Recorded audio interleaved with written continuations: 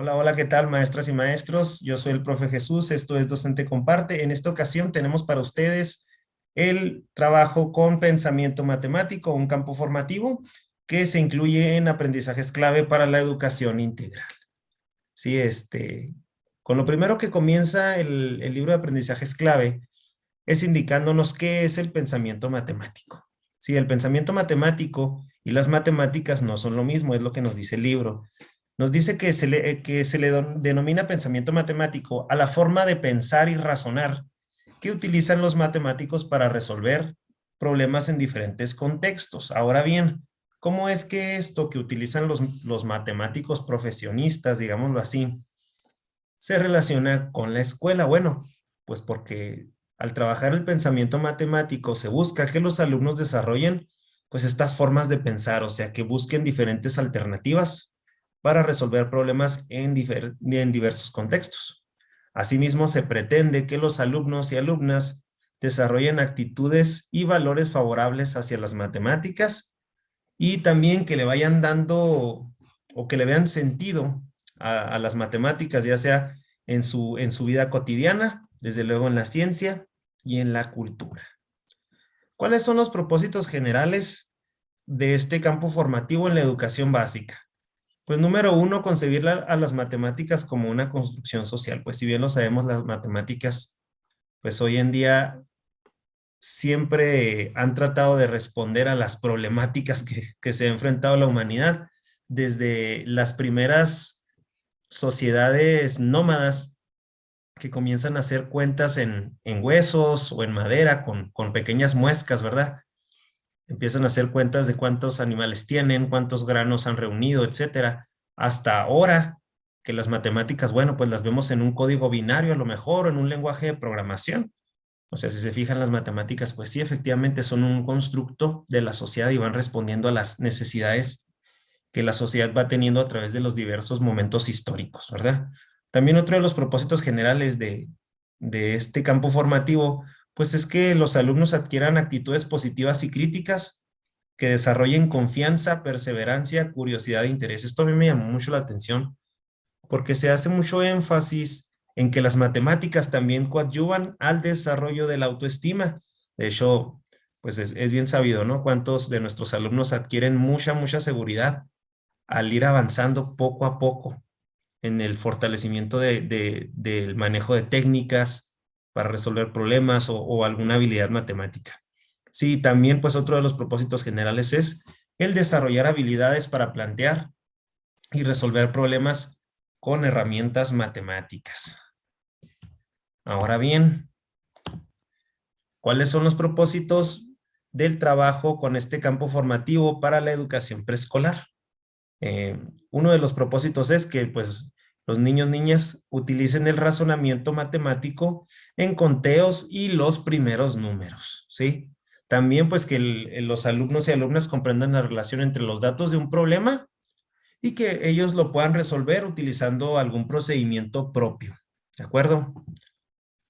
También en el preescolar, otro de los propósitos es pues que los alumnos razonen y que comparen algunas medidas, ya sea de objetos que tengan ahí a la mano y también pues que ellos puedan comparar y medir las capacidades de algunos recipientes, ¿no? En cuál recipiente cabe más, cabe menos, etcétera.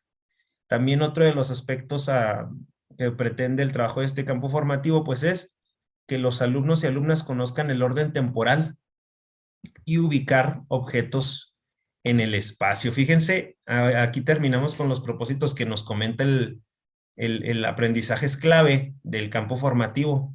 Y si ustedes lo observan, no aparece el manejo de algoritmos. No aparece.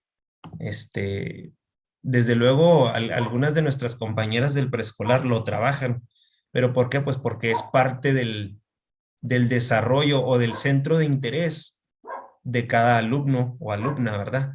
Más esto no lo trabajan nuestras compañeras de una manera estándar, para todos lo mismo. No, aquí las compañeras hacen una magnífica labor adecuando y buscando acercar a nuestros niños y niñas a estos propósitos en medida de sus intereses y desde luego de sus posibilidades, adecuando su práctica docente a ello.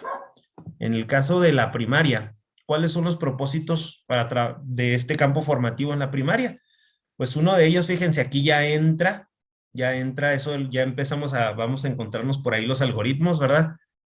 Dice que el alumno utilice de manera flexible, ahí se los puse con mayúsculas, lo que es la estimación, el cálculo mental, el cálculo escrito, los números decimales, así como los números naturales y fraccionarios, o sea, de manera flexible se refiere a lo mejor el alumno va a resolver un problema pues utilizando sus deditos, utilizando un método gráfico, a lo mejor va a ser un dibujo, va a ser algún reparto, va a ser rayitas, palitos, sí, y eso es correcto bajo este propósito.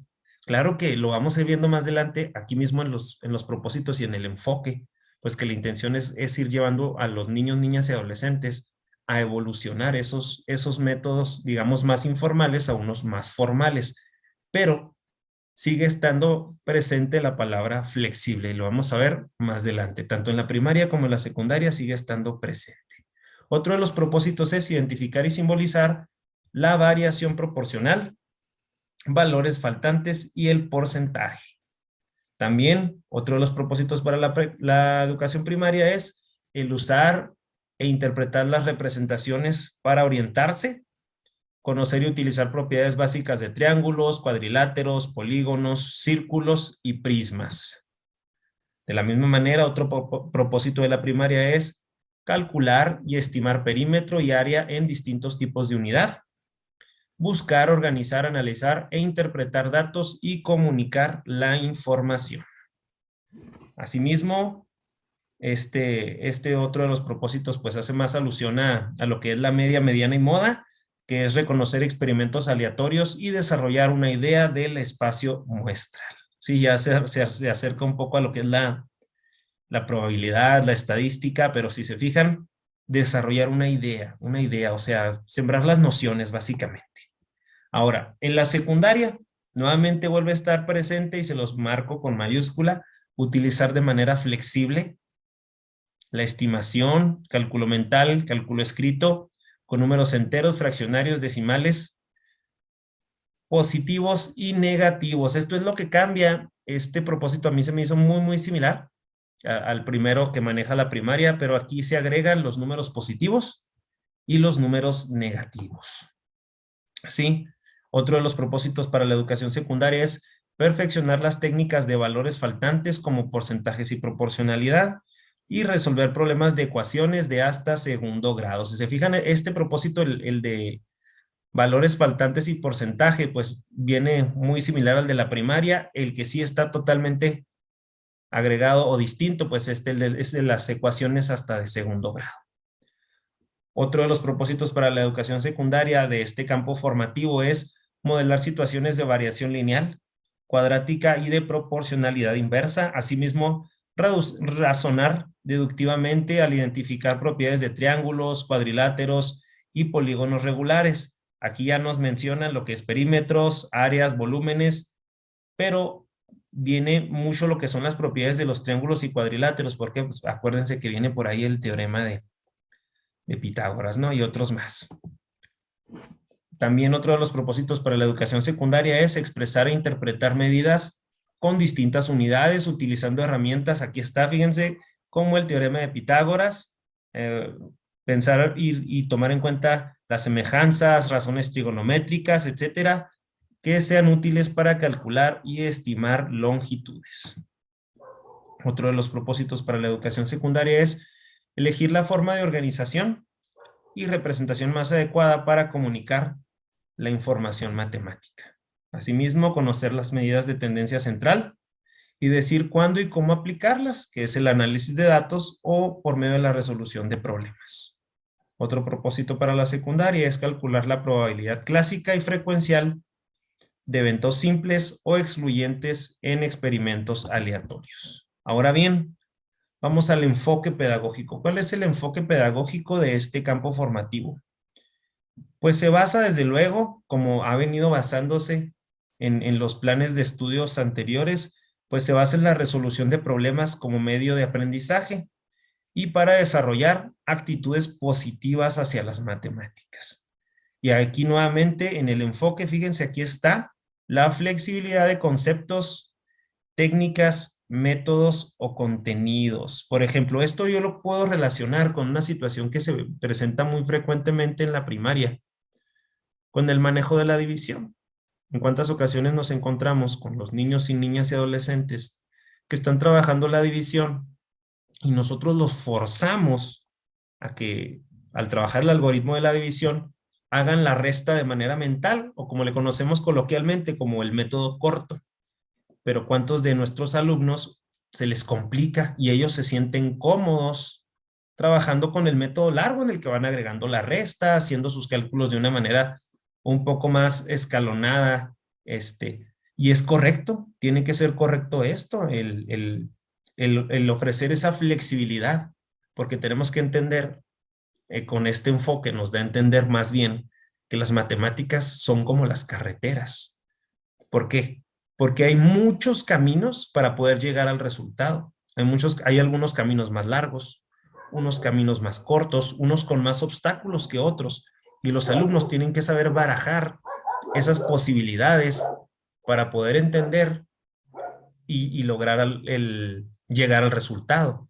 Sí, de aquí que se mencione varias veces, tanto en los propósitos del preescolar. Fíjense, en el preescolar no venía la palabra flexible, pero decía con métodos propios. En la primaria y secundaria manejan lo que son, pues, que trabaje estas técnicas de manera flexible. Sí, entonces ahí entra la flexibilidad. Por ejemplo, también otra manera en la que lo podríamos contextualizar es, por ejemplo, en el tema de los porcentajes, ¿no? Cuando estamos viendo el porcentaje, ya los alumnos encontraron ejemplos en la vida cotidiana de dónde encontramos el porcentaje, sus usos, y luego los llevamos a ir descubriendo por medio de diversos planteamientos de problemas el procedimiento para calcular el porcentaje, ¿verdad? Bueno, pues les aseguro que va a haber algunos alumnos y alumnas que van a regresar un día después de clase y van a decir, profe, es que a mí en mi casa me mostraron otra forma para hacerlo, ¿verdad? Y que a lo mejor también es correcto, en vez de trabajar el porcentaje con una regla de 3, a lo mejor el niño en su casa lo trabajó con su mamá o papá o algún hermano y le dijo, mira, es que si vas a calcular el 20%, pues multiplica la cantidad por 0.20 o por 0.20, ¿verdad? Que es lo mismo. Entonces, también es válido. Ahí entra la flexibilidad y la disposición de adecuar nuestra práctica docente a este enfoque flexible. ¿Por qué no, en vez de negar, decirle al alumno, no, es que eso no, así no se debe de hacer? Bueno, ¿por qué no mejor dar la posibilidad de validar procedimientos y resultados, de que los alumnos comuniquen información matemática y que sean los mismos alumnos, según las posibilidades y estos momentos que se vivan, en los que puedan compartir otra estrategia más u otro camino más para llegar al objetivo, analizarlo y ver si es válido, si es correcto, si llega al objetivo, porque seguramente habrá más de un alumno que se pueda sentir también cómodo resolviendo, por ejemplo, los problemas de porcentaje con este método. Claro, hay que buscar la manera, ¿verdad? De que se le vea la razón a ese método del trabajarlo así, ¿no? Y que no sea nada más algo meramente mecanizado.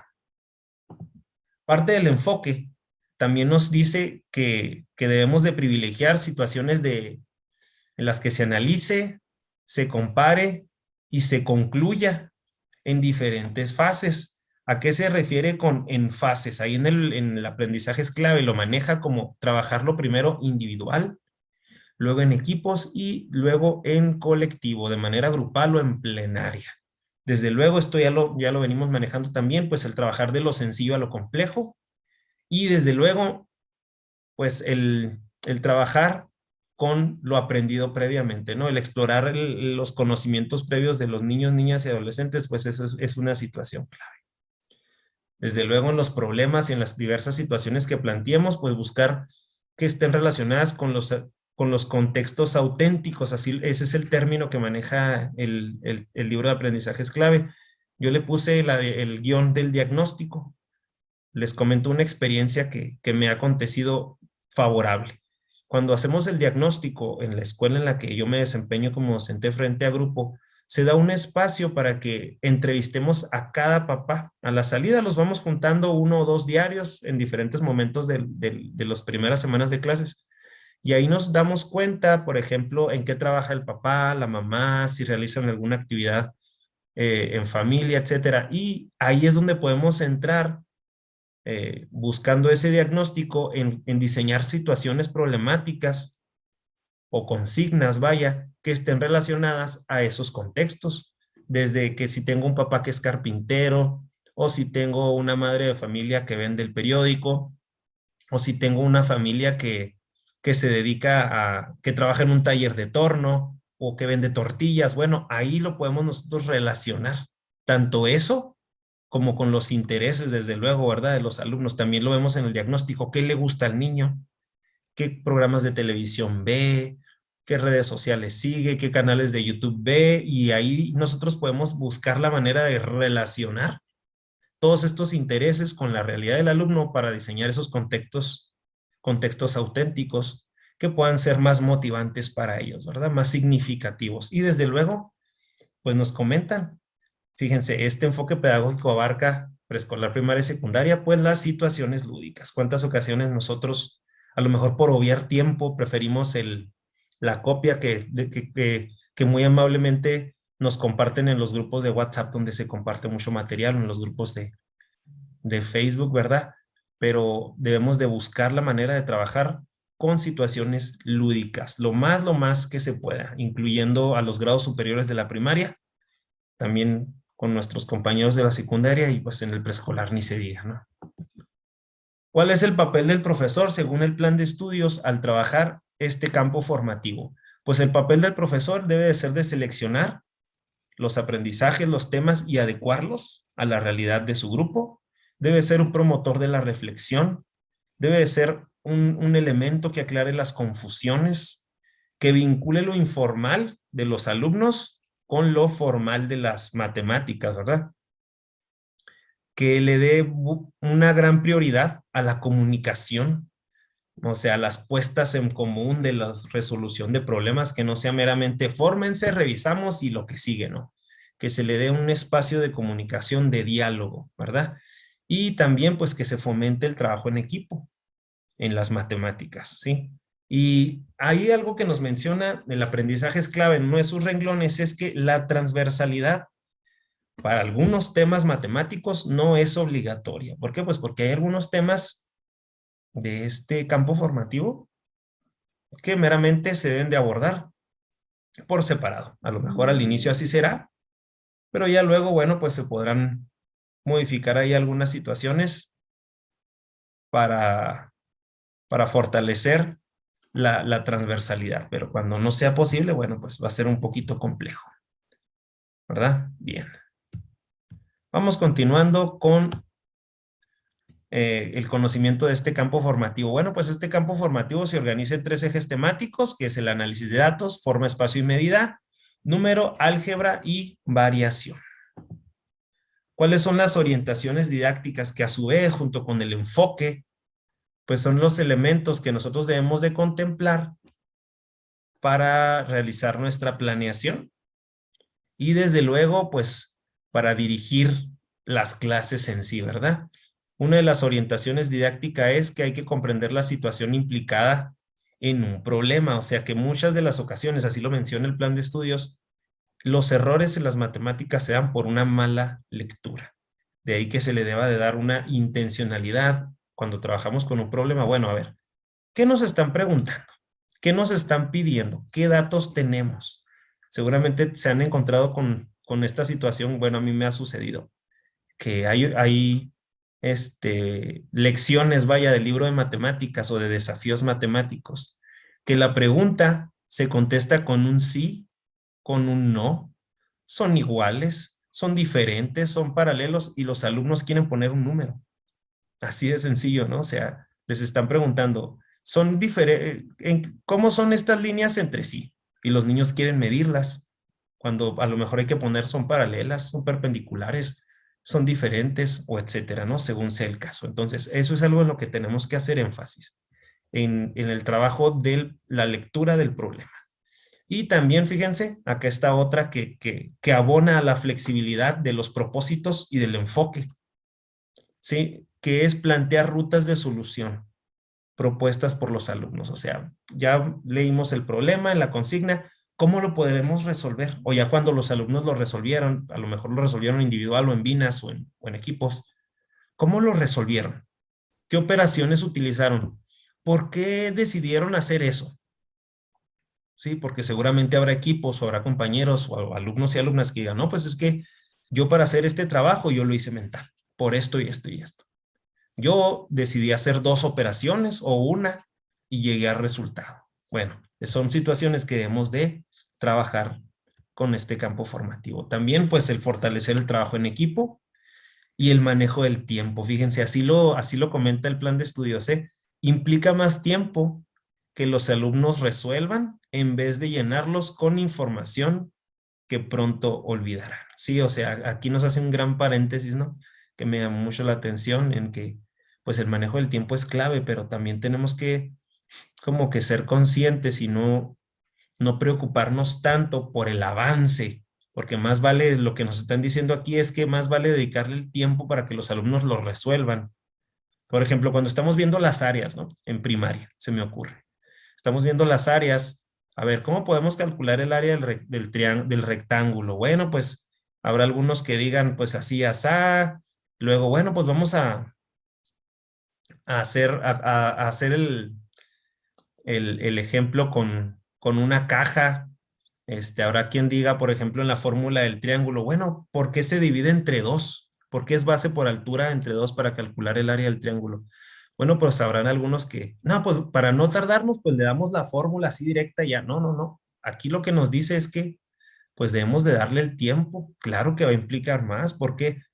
Porque si yo le doy la fórmula al alumno, aquí está la fórmula, le doy el formulario, apréndetela, aplícala, pues lo más probable, como dice aquí, y como ya lo sabemos, es que toda esta info, pues se les va a borrar a los niños toda esa información. En cambio, si ya trabajamos la fórmula del cuadrado con material concreto y la del rectángulo, ah, caray, bueno, vamos a ver por qué la del triángulo es entre 2. Bueno, pues vamos a llevarles trozos de papel, vamos a recortar, vamos a dividir, a partirlo en 2 partes, bueno, de tal manera que ellos entiendan por qué es entre 2 la fórmula para el cálculo del área de un triángulo. Va a ser más significativo para ellos. Otra de las orientaciones didácticas es, pues, que se debe diversificar el tipo de problemas. Y aquí nos comenta, pues, el animarnos a utilizar la tecnología y actividades extra. Aquí en el plan de estudios en aprendizaje es clave. Menciona lo que es GeoGebra y lo que son algunos como Excel. Desde luego, hoy en día con los teléfonos móviles hay un montón de aplicaciones que nos pueden ser útiles para hacer una gráfica de barras, para hacer un histograma de frecuencia, una gráfica de pastel, ¿sí? Para calcular áreas, para medir perímetros. Incluso hay algunas aplicaciones que nos pueden ayudar. Por ejemplo, si estamos viendo algunas longitudes, bueno, pues ya pusimos a los alumnos a que midieran la cancha. Bueno, ahora vamos a medir con un flexómetro, con una cinta o con el metro. Bueno, pues ahora vamos a utilizar una aplicación de móvil que nos puede servir para medir la distancia que hay de un punto al otro utilizando nuestros celulares, donde sea posible, desde luego. Hay zonas donde el contexto, donde la misma conectividad no nos lo va a permitir, pero pues podríamos utilizar el diversificar el tipo de problemas, ¿sí? Y también otro de los puntos que maneja como orientación didáctica es justamente este espacio que tenemos nosotros aquí por medio de las redes sociales o de estos canales de YouTube y sobre todo los consejos técnicos escolares, ¿no? Que son espacios, que nos demos espacios para compartir experiencias con los compañeros, así sean exitosas o no lo sean. ¿Cuáles son las sugerencias que, que debemos de considerar para evaluar este campo formativo? Nos dice que debemos de privilegiar una evaluación que tenga un enfoque formativo. Por cierto, aquí acuérdate que en el canal está la serie completa del libro de instrumentos y técnicas de evaluación. Sí, ahí están, es una serie de 4 videos, te los recomiendo mucho para que lo veas, pues te puede ayudar a clarificar un poco más sobre la evaluación y algunos ejemplos de cómo puedes trabajar la evaluación de una manera más adecuada. Pues nos dice que para este campo formativo debemos de privilegiar un enfoque formativo. O sea, ¿a qué se refiere formativo? Pues según lo que hemos estado leyendo en otras lecturas, vaya la situación de redundancia es pues que la evaluación no sea solo un medio para obtener un número, sino que la evaluación sea un medio para mejorar. Y no solo para que mejore el alumno, ¿no? Sino que se tenga la evaluación, ¿ok? Se llegó a este nivel de aprovechamiento, bueno, ¿por qué? ¿Qué tanto incidieron mis prácticas como docente para que el alumno solo llegara hasta ahí? ¿Qué tanto incidieron los materiales?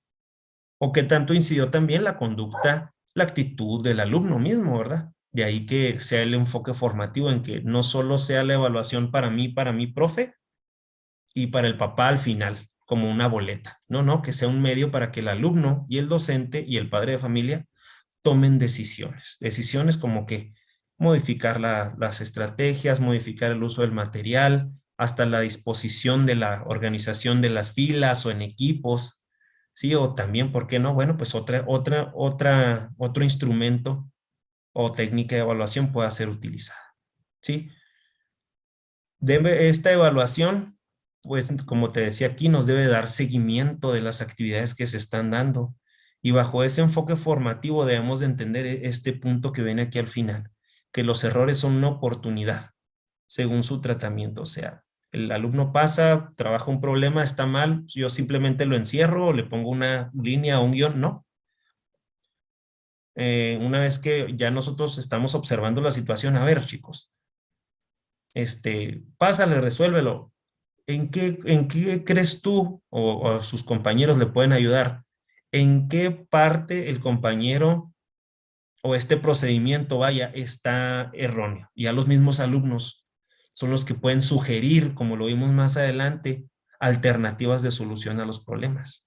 Sí, o sea, pues buscando que el error que se cometa, pues como siempre lo debemos de saber, ¿no? Los errores son momentos de aprendizaje.